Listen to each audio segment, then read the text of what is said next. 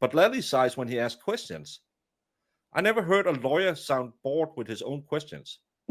It's so What, true. if anything, did the band play? And I still want to know what the band played. I want to know what genre. Like, was it a hip hop act, like blues, country? Well, I think because I had a theory that they might have played that special song. I hit him with the truck because he hit on a woman in Aruba.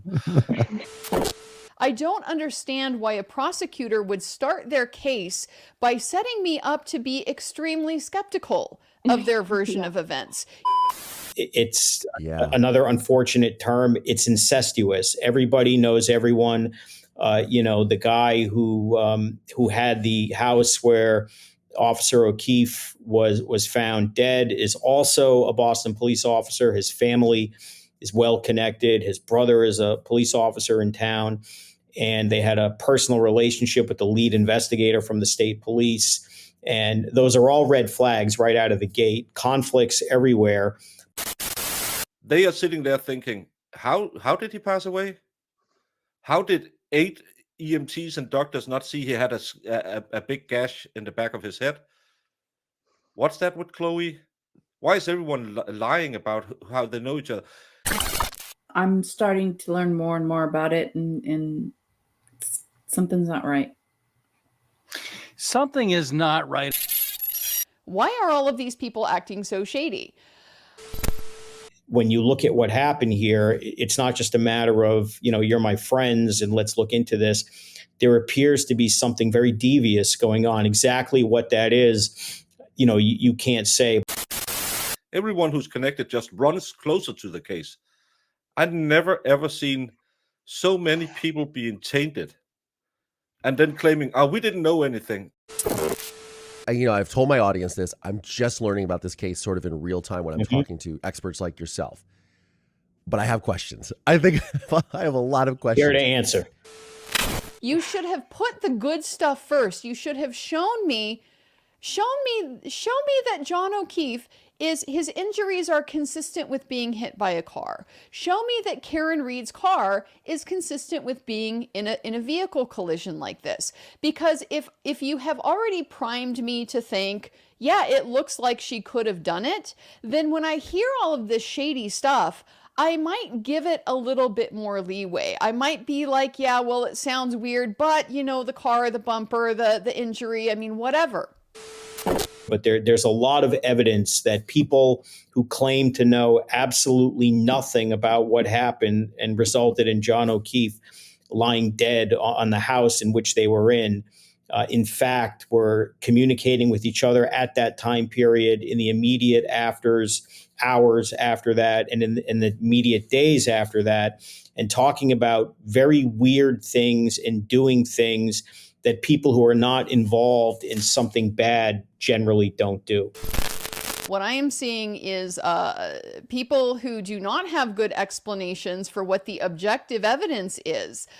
Their version of events is being contradicted all over the place by phone records, by timelines, by themselves. They can't themselves tell a coherent story of what happened. And so while Brian Higgins did turn over text messages with Reed and John O'Keefe, any other texts that he had with anyone else disappeared with that phone. Photos, videos, other texts with Kevin Albert, Nicole Albert, Brian Albert, and others would have gone away with that phone. And do you feel like average people are starting to pick up on it? Like I feel like a lot more people in the last month have kind of picked up on this case, and they've been like, they weren't sure, and now they're leaning towards Karen Reed's innocent. Like, do you see that too? I never seen so many people say what is going on after 18 days in court.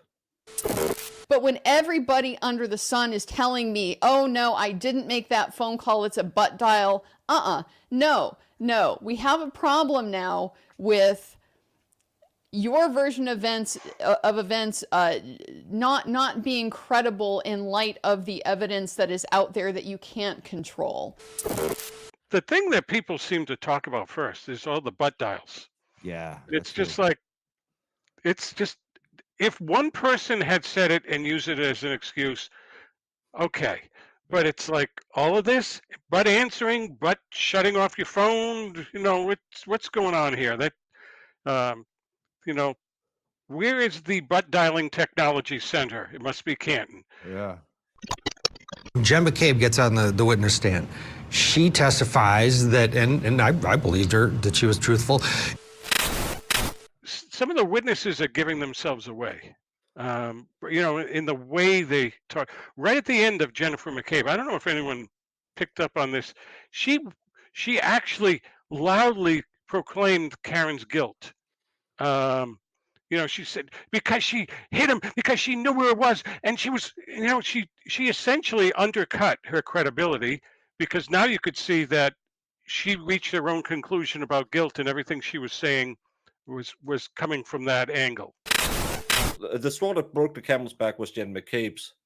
If I can just read my testimony, I can tell you what I said. Yeah. I remember it clear as day. She said it. You never said that before, but I remember it today. I think a lot of people saw that. I shouldn't say personal things, but that horse-faced woman lying through her crooked The teeth. demeanor too. The demeanor of her. Yeah. She's just I think so nasty. And that was something that I thought that Mr. Jackson did so effectively with Jen McCabe when he had her on the stand, was walk her down that route of how many things from this phone evidence, these extractions, how much of this information was reliable. The fact that the time that you got home, the steps that you took, the fact that you opened and used this search engine, all of this stuff is reliable. The only thing we can't count on is that extraordinarily incriminating Google search that you did at 2:27 in the morning. That's the only thing that's off in your whole phone. It's just, it's not credible. It's not believable.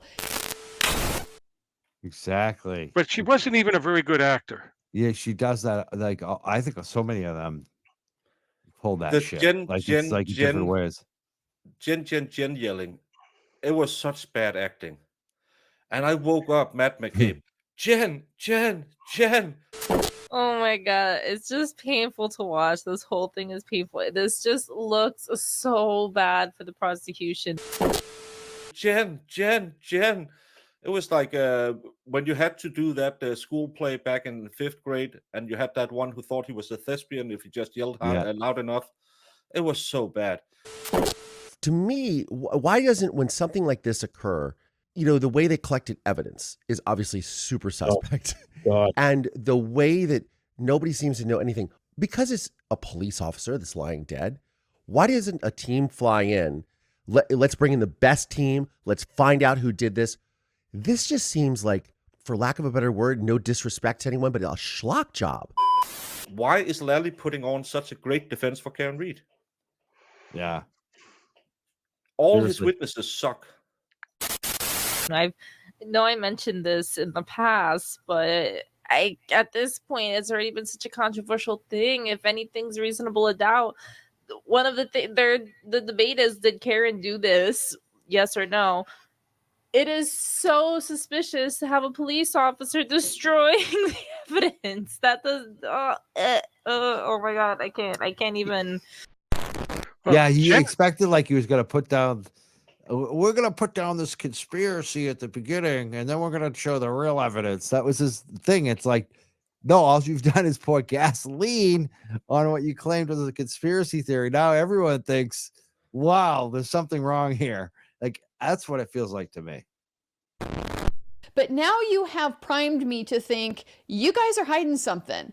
I don't know what it is. I don't know if it's that you killed the guy and dumped him in the grass. I don't know if you got something else going on in this house that you're trying to hide from police, and this is all just a big coincidence that you don't want all this information coming out. But you're making me look at you side-eye, and if you're making me look at you side-eye, that is going to carry over to the rest of the evidence you're going to have to present in this case.